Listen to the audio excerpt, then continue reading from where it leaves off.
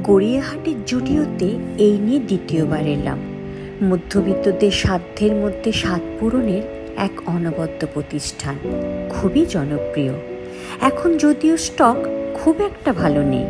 আগস্টের 1 তারিখ থেকে শুরু হবে স্টক ক্লিয়ারেন্স সেল। পুজোর কালেকশন তাই এখনও আসেনি।